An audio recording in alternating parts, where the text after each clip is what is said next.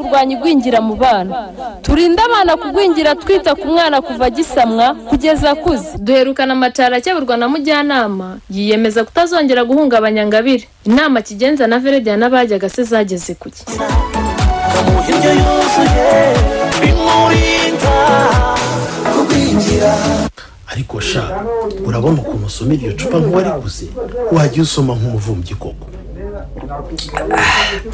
Ariko se wowe none se umuvumbyi asoma ate? Umuvumbyi ntiyemerewe gusoma umusurenzi w'uwo waguze kandi ntagomba gutindana icupa.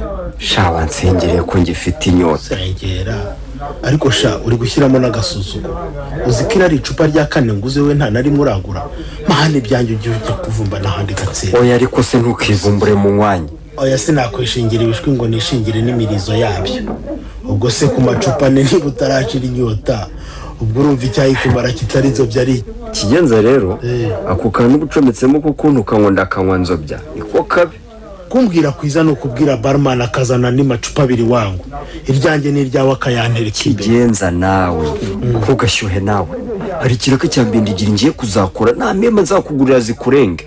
Ikiraka cyambindigiri nyine ikihera nyine yarambwiye nzapereza ibibazo byabiri mu rugo rwo kwa Macari kagereho ubundi mubwire neza azabatekera umutwe abatugurira baragurira maze abarya inote nanjye mbonerewe.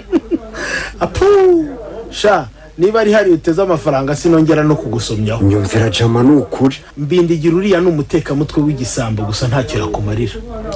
Basi nongurira inzoga ngiye nk'umusani nzaguhimbira indirimbo igusingiza maze nyisohore abintu bose bajye bayumva. Aha ahubwo sha maze ukajya uyicuranga iyi santere yose ikayumva aho ndakugurira rwose. Ntumva se ahubwo bite mbwira barumana azana izindi.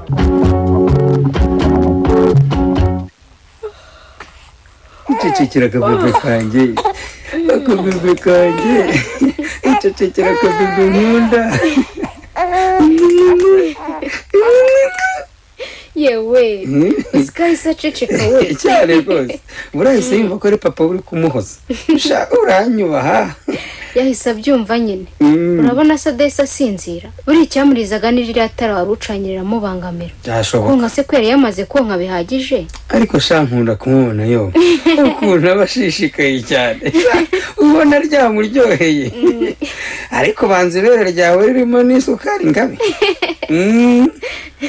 Eregere ni ibiryo byibanze by'umwana kandi riramuryohera. Ariko se kutongera ko ribamo intungamubiri zose akenera. Mfasha nubona se ukuntu abyibuha buri munota. Nabyo da ahubwo bizajya bingora kumuheka da. Si ibyo ariko humura nzajya namugufasha. Urakoze mugabo mwiza ugenze nabi byo mu rugo rwacu. Sha wenyibutse ibyo pe ndabyibuka nkumva ndigaye cyane. Umurasheri narakubabariye urakoze gusa ntuzongere pe. Mbabarira rwose tuzajye dukurikiza inama za muganga cyangwa iz'umujyanama w'ubuzima. Baramuha mwahoreye mukabara bakoshya nta kindi rwose byihorere sinzongera kumva yabo pe.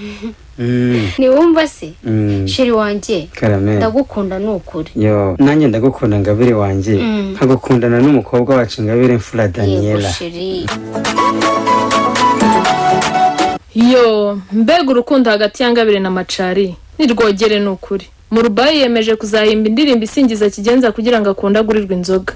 Aha nzaba numva ntuzacikwe n'agakino k'ubutaha. Ikinamico ku Rujyajuru Kibondo muyikurikira kuri Radio Rwanda buri wa gatandatu saa 3:25 z'ijoro no ku cyumweru saa 3 z'ijoro. Muyigezwaho n'ikigo cy'igihugu cy'ubuzima RBC n'ikigo cy'igihugu cyo kurengera umwana NCDA ku nkunga y'abanki y'isi.